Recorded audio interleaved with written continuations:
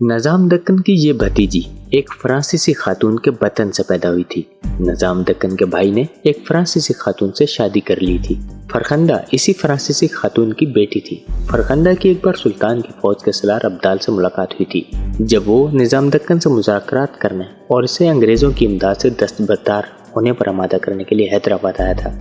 دونوں ایک دوسرے کو پسند کرنے لگے تھے اور دونوں نے ایک دوسرے سے شادی کا عہد بھی کر لیا تھا۔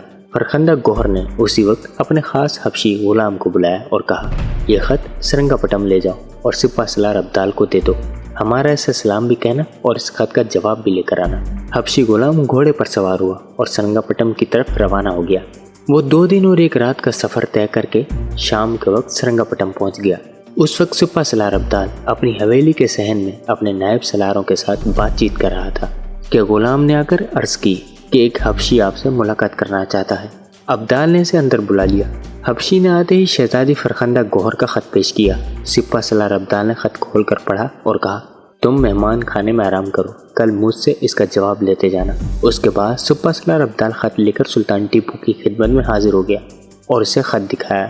سلطان ٹیپو نے خط پڑھا اور اس کے ماتھے پر بل پڑ گئے۔ اس نے کہا، نظام ایک غدار شخص ہے اور اپنی غداری سے باز نہیں آئے گا۔ وہ انگریزوں کو اسلحہ اور فوج دینے والا ہے۔ اگر یہ لوگ ہمارے ساتھ غداری نہ کرتے تو آج ہم نے انگریزوں کی سرزمین سے نکال دیا ہوتا، مگر کیا کریں، انہوں نے ہی ہمیں دگا دیا ہے۔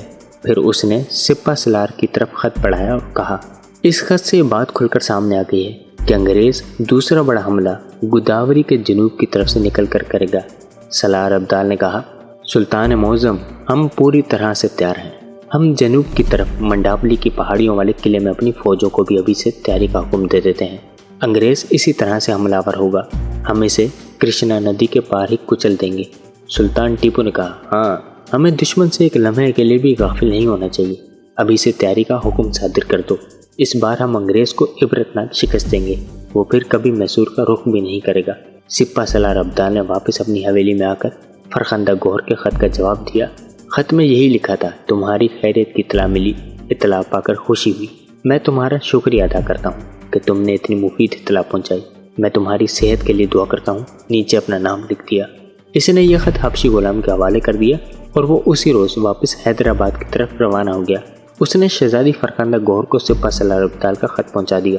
فرخندہ گوہر نے ابدال کا جواب پڑھا اور اسے خوشی ہوئی کہ اس نے سلطان ٹیپو ایسے بہادر مجاہد مسلمان کی فوج کے سالار اعظم کو دشمن کی سازش سے آگاہ کر دیا ہے۔ سلطان ٹیپو انگریزوں کے دوسرے حملے کا مقابلہ کرنے کے لیے برابر تیاری کر رہا تھا۔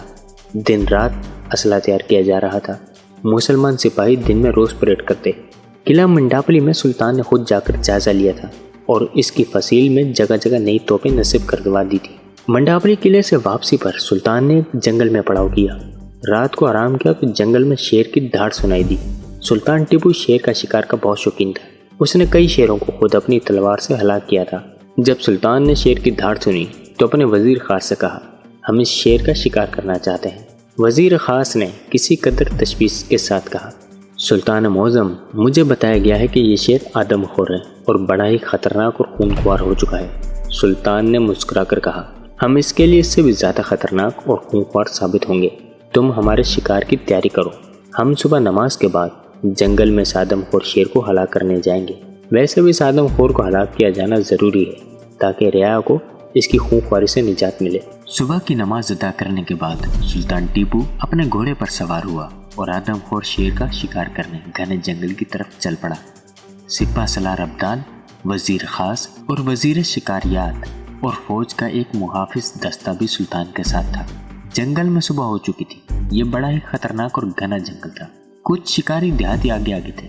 انہوں نے جنگل کے درمیان ایک جگہ سے واپس آ کر بتایا کہ آدم خور شیر 2 آدمیوں کو شکار کرنے کے بعد اپنے کھچار میں سو رہا ہے۔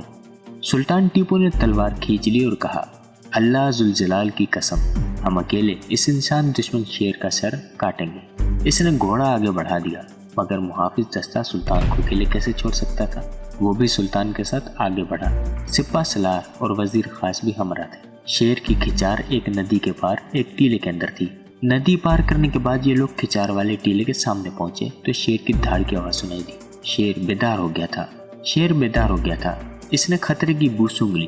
اگرچہ وہ بھوکا نہیں تھا مگر وہ اپنی جان بچانے کے لیے دشمن پر حملہ کرنے والا تھا۔ वो खिचार से निकलकर बाहर आ गया। सुल्तान टीपू ने देखा कि एक बहुत बड़ा जर्द धारियों वाला शेर इसके सामने खड़ा था, जिसके मुंह से अभी तक इंसानी खून टपक रहा था। उसने मुहाफिज दस्ते को हुक्म दिया, खबरदार शेर पर कोई तीर ना चलाए। मुहाफिज दस्ते के सिपाहियों ने तीर चढ़ा रखे थे, मगर सुल्तान के हुक्म से वो शेर पर तीर नहीं चला रहे थे।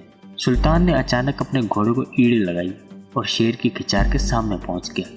शेर ने भी खिचार से छलांग लगा दी और सुल्तान के बिल्कुल सामने कोई 10-15 गज के फासले पर आकर गिरा। सुल्तान ने भी घोड़े से छलांग लगा दी और लपक कर शेर के सामने आ गया। उसने बुलंद आवाज में शेर को ललकारा, तू बेगुनाह रियाया को हड़प करता है, मगर अब तुम्हारा आखिरी वक्त आ गया है। सुन, तेरे सामने सुल्तान टीपू खड़ा है, जो तुझसे ज्यादा बहादुर और गैरतमंद शेर है। शेर जोर से दौड़ा और सुल्तान पर हमला कर दिया। सुल्तान जल्दी से एक तरफ हटा और आगे जाते शेर की पीठ पर तलवार का भरपूर हाथ मारा। सुल्तान की तलवार शेर के बाएं शाने में नीचे तक उतर गई और शेर की एक टंग कट गई। शेर गुस्से से भड़क कर वापस हुआ और दोबारा सुल्तान पर लपका। सुल्तान ने तलवार का दूसरा वार किया और शेर की गर्दन आधी कटकर लटक गई। शेर गिर पड़ा। सिपाहियों ने अल्लाह अकबर और सुल्तान मौज़म जिंदाबाद के नारे लगाए और लपक कर शेर को अपने कब्जे में कर लिया।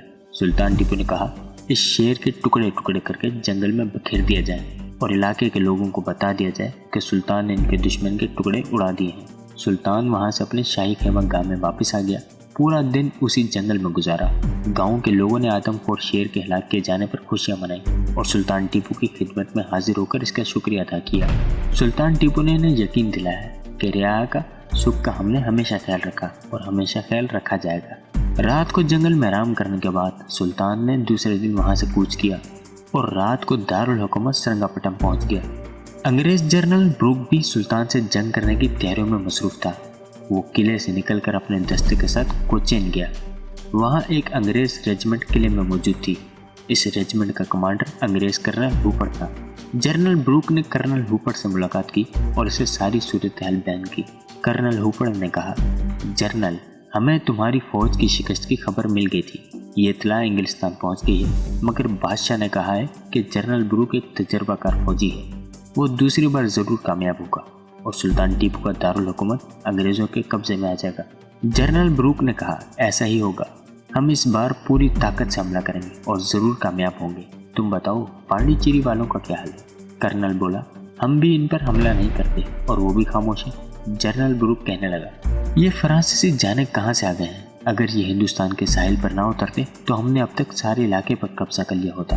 कर्नल हंसकर कहने लगा, जनरल, जिस तरह हम हिंदुस्तान पर कब्जा करके यहाँ के लोगों को अपना गुलाम बनाने और इनकी दौलत लूटकर इंग्लिस्तान पहुँचाना चाहते हैं, इसी तरह फ्रांसीसी भी यही करना चाहते हैं। जनरल ने झुंझलाकर कहा, मगर इन कमबख्तों को हमारे साथ मिलकर काम करना चाहिए था। आखिर दो डाकू एक दूसरे के साथ क्यों नहीं मिल सकते, जबकि दोनों को एक ही घर डाका डालना है।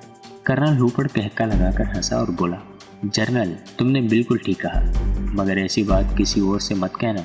अगर मलका बरतानिया तक ये बात पहुंच गई तो तुम्हारी खैर नहीं।